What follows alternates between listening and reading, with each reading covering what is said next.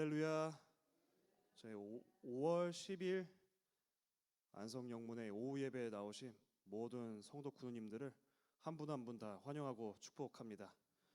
그런 말이 있어요. 그 태풍의 눈이라는 말을 있는데 다 들어보셨을 겁니다. 태풍이 불면 바람 불고 다 날아가잖아요. 근데 그 혼란스러운 태풍의 그 큰 중심으로 들어가면 거짓말같이 아무것도 아닌 것처럼 고요하다고 하는 과학적인 관찰입니다. 이런 태풍의 눈을 우리가 그냥 과학적인 상식일 뿐만 아니라 일상생활에도 비유적으로 좀 많이 사용하고 있습니다. 흔히들 난리가 났는데 아니면 큰일 날 상황인데 정작 자기는 괜찮다는 거죠. 그런 일들이 살면서 많은 경험들이 있으셨을 겁니다. 며칠 전에 뉴스를 봤어요. 호르무즈에 있는 한국 선박이 이란이 이제 피격을 했다는 뉴스였습니다. 선박이 이제 피격을 당했고 연기가 피어오르고 터지고 불나고 다행히 인명 피해는 없었죠. 그런데 이상하게 뉴스가 크게 나진 않았던 것 같아요. 친구들한테 동기들한테 얘기해 보니까 대부분 다 그런 사실이 있었는지조차 잘 모르더라고요. 그런 거를 보면서 태풍의 눈이구나. 대한민국 안에 지금 당장 우리의 삶은 그냥 일상적으로 흘러가고 있습니다. 근데 조금만 더 관심을 가지고 뉴스를 보면 세상이 정상적이지가 않아요. 뭐 우크라이나랑 러시아랑 아직 싸우고 있죠. 많은 일들이 있습니다. 중동은 뭐 말할 것도 없죠.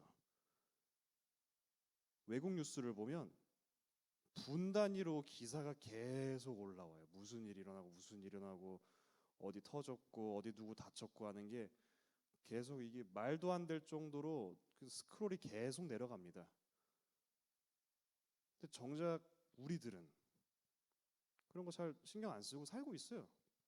이런 것들은 뉴스 얘기들로 보입니다. 그냥 TV 켜서 뉴스 틀면 나오는 그냥 세상 돌아가는 얘기들이에요.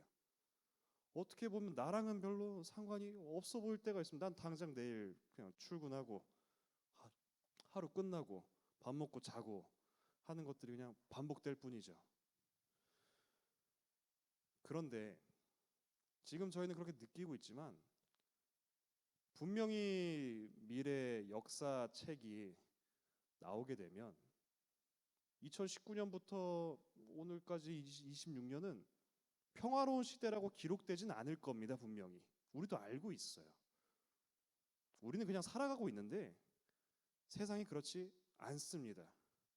태풍의 눈 속에 있는 거죠. 우리가 지금 비단 역사적인 얘기만을 혹은 뭐 경제적인 얘기만을 하려는 건 또 아닙니다. 시대 자체가 영적인 눈으로 봤을 때도 우리는 지금 다른 거를 보아야 됩니다. 그냥 평화롭고 하루하루 흘러가는 일상을 보는 것이 아니라 영적인 눈을 떠서 세상이 어떻게 되고 있는지 태풍의 눈 속에 있는 우리가 그 태풍을 조금 보고 경각심을 느껴야 됩니다. 많은 사건들이 일어나고 있고 사회도 점점 더 물질적이고 문란해지고 있습니다. 이념 전쟁이 아직도 일어나고 있고요. 종교 전쟁은 말해서 뭐 더 입만 아프죠. 그러한 것들이 우리 기독교인들의 눈에는 항상 보여야 됨을 말씀드리고 싶습니다. 어떻게 보면 이런 현상을 보고 옛날 말로 말세라고 합니다. 영적인 눈으로 아니면 뭐 경제적인 눈으로 어떤 눈으로 보든 저희가 조금 더 객관적으로 이것을 판단하면 지금 저희는 확실히 말세 속에서 살고 있습니다. 근데 이 말세라는 것이 그리스도인들에게는 특히나 어떤 특정한 시대만을 얘기하고 있는 것은 아닙니다. 교회 역사를 통틀어서 항상 말세 속에서 저희들은 살아왔었습니다. 어떻게 보면 말세라는 거는 어떤 특정한 시점, 뭐 2026년, 뭐 한 1890년 이런 특정한 어떤 시기들이 아니라 저희가 처한 상황으로 이해하는 것이 조금 더 합당할 것 같습니다. 오늘 본문이 되는 이 데살로니가 전서가 지금 저희랑 별로 다를 바가 없는 그런 환경 속에 있었습니다. 그들도 똑같이 말세 속에서 살아가고 있었어요. 데살로니가 교회 성도들은 바울이 떠난 뒤에 심한 박해 속에 놓이게 되었습니다. 물론 뭐 기독교인들이 박해당하는 것이 뭐 하루 이틀은 아니죠. 기독교 내적으로도 박해가 있는데 데살로니가 어땠을까요? 겉으로 보기엔 잘 살았습니다. 로마의 지배 아래 놓여 있었고 팍스 로마나라고 해가지고 로마가 펼친 정책들이 있어요. 로마에 의한 평화라고 하는 정책입니다. 우리 로마 안에서 다 평화롭게 지내자. 큰 힘은 로마가 쥐고 있을게. 너네 뭐 평화롭게 있어. 이런 개념인데 겉으로는 평화롭죠. 로마가 다 컨트롤 해주고 있는 거니까. 근데 삶 속에서 들어가다 보면 데살로니가가 얼마나 문란한 동네입니까? 휘황찬란한 동네, 여러 신들을 모시던 그런 곳입니다. 겉으로 보이는 거랑 과시적으로 보이는 거랑 영적인 눈으로 보는 거랑 같은 장소에 이렇게 앉아 있고 서 있는데도 완전 다른 세상 속에서 살고 있었던 거예요. 데살로니가 사람들은 그것을 알고 있었습니다. 바울도 그러한 것을 알고 있었어요. 말세인 것을 알고 있었습니다. 평화로워 보여도 말세인 것을 알기 때문에 데살로니가에 보내는 편지에 늘 예수님의 재림에 대해서 바울이 얘기를 하고 있었던 것입니다. 정말 중요한 것은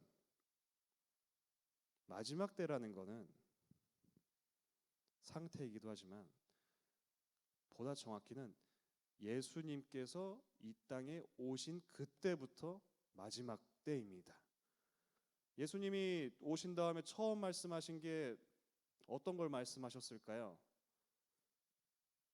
마가복음 1장 15절에는 예수님이 처음으로 이런 말씀을 하십니다. 이르시되 때가 찼고 하나님 나라가 가까이 왔으니 회개하고 복음을 믿으라 하시더라. 예수님이 처음 말씀하신 겁니다. 때가 찼다.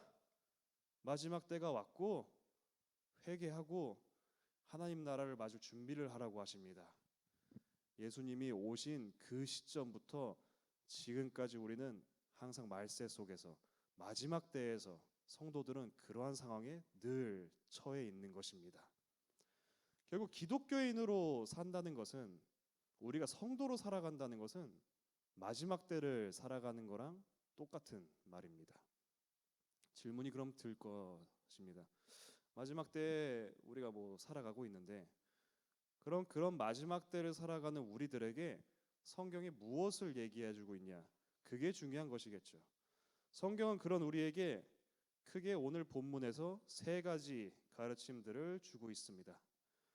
첫 번째는 공동체에 대한 것입니다. 수평적인 부분에서 우리한테 얘기해주고 있습니다. 마지막 때를 살아가는 우리 공동체들에게 성경은 이렇게 얘기하고 있습니다. 오늘 본문 15절 말씀입니다. 제가 봉독하겠습니다.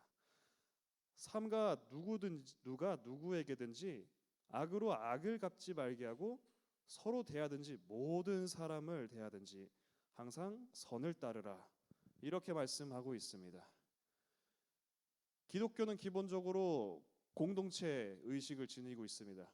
그런데 요즘 세상 돌아가는 것은 점점 더 개인주의적으로 바뀌어 가고 있습니다. 그리고 저희 세대는 특히나 개인주의적인 경향이 강해가지고 어떻게 보면 공동체 의식이 조금씩 사라지고 있는 것 같아요.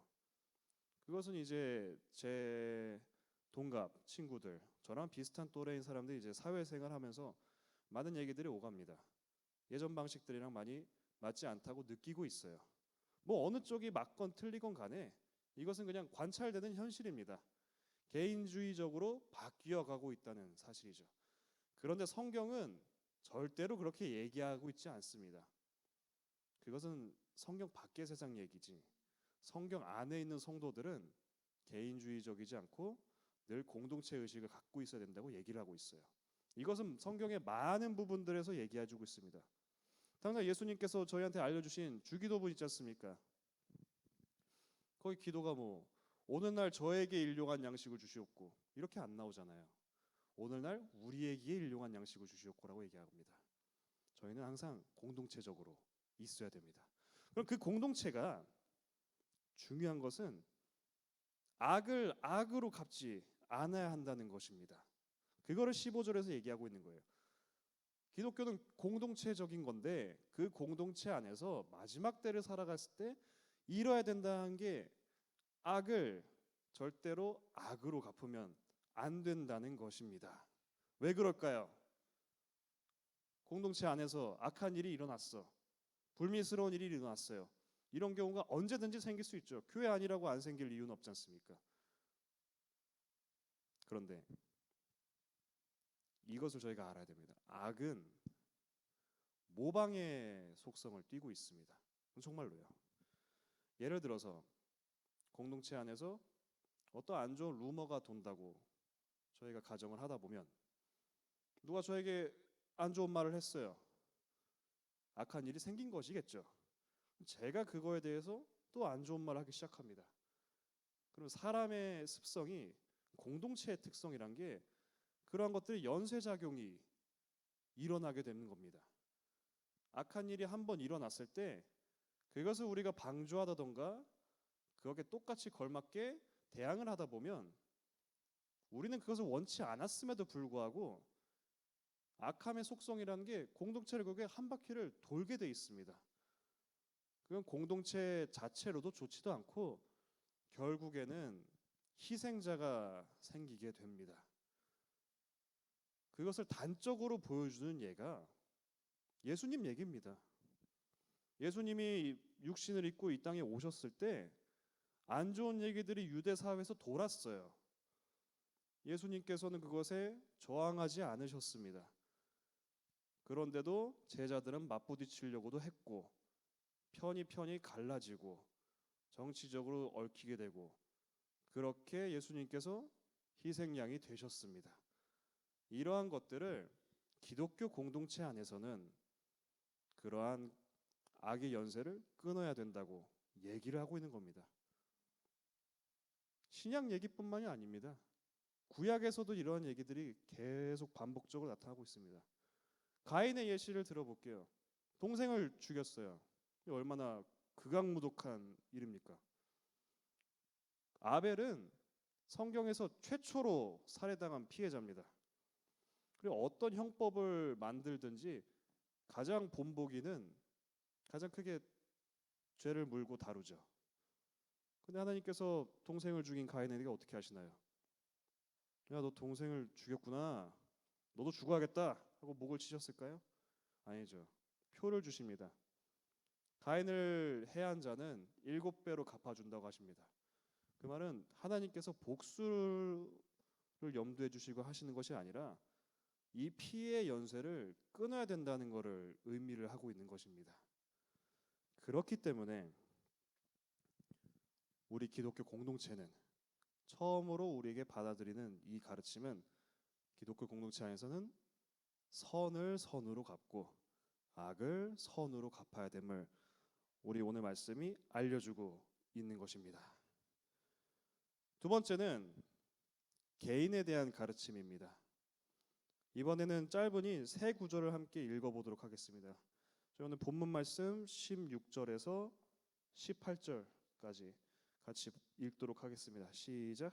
항상 기뻐하라, 쉬지 말고 기도하라, 범사에 감사하라. 이것이 그리스도 예수 안에서 너희를 행하신 하나님의 뜻이니라. 아멘. 저희가 설교를 듣거나 개인 묵상을 가지거나 할 때 늘 반복되는 말들일 겁니다. 기뻐하라, 기도하라, 감사하라. 아멘. 근데 우리는 가끔 너무 자주 듣는 말이니까 놓치는 건데 이러한 궁금증을 한번 가져보시면 좋을 것 같습니다. 기뻐하는 거 좋지. 기도하는 것도 좋고 감사하는 거 오케이. 근데 왜 이 세 가지가 늘 함께 있는 걸까? 솔직히 말하면 하나 지키기도 어렵잖아요, 우리. 늘 감사하는 거 됐다 어렵습니다. 저도 너무 어렵습니다. 기도하는 것도 쉬운 것이 분명히 아니죠. 그런데 성경은 감사하고 기뻐하고 기도하라는 것을 계속 반복적으로 얘기를 하고 있습니다. 그것은 이 세 개가 하나가 빠져서나 둘이 빠져서나 되는 게 아니라 늘 세트로 함께 있어야 된다는 것입니다. 예를 들어 기쁨이 부재가 됐다고 할게요, 우리가. 그런데 우리가 기쁨이 부재가 돼도 감사는 하고 기도는 한다고 가정을 해봅시다. 그러면 그게 기도를 하고 있는데 기쁨이 없이 기도가 나오게 되면 그거는 그냥 기계적으로 늘 했던 행동을 반복할 뿐입니다. 우리가 그냥 기쁨이 부재된 상태로 감사를 한다는 것도 안이 텅 비고 앞으로만 드러나는 것입니다. 기쁨은 안에서 나오기 때문에 빠져서는 안 됩니다. 기도가 빠지면 어떻게 될까요? 기도 빠지고 기뻐하고 감사할 수 있죠. 기독교 밖에 있는 분들은 감사하기도 하잖아요. 근데 기도가 없이 그냥 기뻐만 하고 감사하기만 한 것은 내가 감사하게 되는 겁니다. 기도하는 거는 하나님이랑 저랑 관계를 하는 거예요. 하나님이랑 저랑 관계없이 나 혼자 감사하고 나 혼자 기뻐하는 거는 내가 판단하게 되는 것입니다. 그러면 이 기쁨이 오래 가지를 못해요. 상황 좀만 안 좋아지면 바로 원망으로 바뀝니다. 제가 주체가 되는 것은 결국에 장기적이지 못하게 되는 것입니다. 기분 따라 바뀌게 되는 것이에요. 그래서 기도가 항상 함께 해야 됩니다. 그럼 감사함도 같은 원리입니다. 우리가 감사함이 없으면 우리가 기도하는 게 하나님한테 어떻게 올라가게 되겠습니까? 감사함 없는 기도가 하나님한테 어떤 기도로 들릴까요? 해주세요, 원망, 그런 것들밖에 없습니다. 하나님한테 받은 그 수많은 복들이 우리가 있는데 이미 그 은혜를 누리고 살고 있는데 우리가 가장 기본적인 감사도 없이 나머지 기도를 하고 행동을 하면 그게 기도가 꽹과리 소리밖에 안 되겠죠. 내 안에서 그냥 만족하고 끝나게 되는 것입니다. 그래서 이 기뻐함, 감사함, 기도가 늘 세트로 함께 유기적으로 우리 안에서 일어나야 되는 것입니다. 그래서 한쪽이 부족하게 되면 나머지 두 개가 같이 손 잡아서 이끌어 주기도 하고 우리가 만약 기뻐함이 부재하게 되면 그것을 달라고 기도해야 되는 것이고 감사함은 늘 훈련을 해야 됩니다. 항상 기뻐하고 쉬지 말고 그리고 기도하는 그러한 안성영문 군우 성도님들이 되기를 소망합니다. 마지막은 수직적인 것입니다. 성령에 관해서 우리한테 얘기를 하고 있습니다.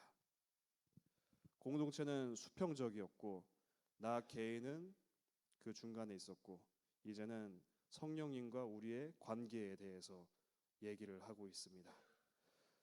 이 구절도 짧으니 19절에서 22절까지 함께 합독하도록 하겠습니다. 시작. 성령을 소멸하지 말며 예언을 멸시하지 말고 범사에 해하려 좋은 것을 취하고 악은 어떤 모양이라도 버리라. 성경은 직접적으로 저희에게 성령을 소멸시키지 말라고 하고 있습니다. 100번 지당한 말씀입니다. 아멘이죠. 그런데 어떻게 소멸시키지 말라는 걸까요? 소멸시키지 말라고는 합니다. 우리도 알아요. 성령 소멸시키면 안 되죠. 근데 어떻게 해야 성령이 소멸시키지 않은 거지? 이렇게 한번 생각을 저희가 한번 해볼 필요가 있습니다. 예를 들어서 누가 저한테 와서 이태영 담임부 성령을 소멸시키면 안 돼. 그럼 저는 그거에 100% 동의를 하게 될 겁니다. 근데 어려운 말이에요. 그럼 어떻게 해야 성령을 소멸시키지 않게 되는 것이지? 아니면 내가 어떻게 하냐에 따라서 내가 성령을 소멸시킬 권리가 나한테 있는 건가? 어려운 얘기입니다. 그래서 저희는 우리가 같이 읽은 이 구절을 좀 자세히 봐야 할 필요가 있습니다. 19절에는 성령을 소멸시키지 말라고 하고 20절에는 예언을 멸시하지 말라고 그러고 21절에는 범사에 헤아려 좋은 것을 취하라고 나오고 마지막 22절에 악이 어떤 모양이라도 그것을 버리라고 나옵니다. 악을 어떤 모양이라도 버리라고 나옵니다. 이 모양, 이 단어 어느 정도 익숙하게 들립니다. 데살로니가 전서 저희가 오늘 5장을 보고 있는데 1장 7절에 이런 얘기가 나옵니다. 그러므로 너희가 마케도냐와 아가야에 있는 모든 믿은 자들의 본이 되었느니라 라고 나옵니다. 믿는 자들의 본이 된다고 나오고 악의 모양이 나오고 비슷한 뉘앙스로 우리한테 들리게 됩니다. 바울이 얘기하는 것은 모양, 본, 단어는 무엇이든 좋습니다. 어떠한 표본이 된다는 것이 정말로 중요하다는 것입니다. 이거를 저희가 염두에 두고 다시 구절을 보게 되면 한 가지 보이는 패턴들이 있어요.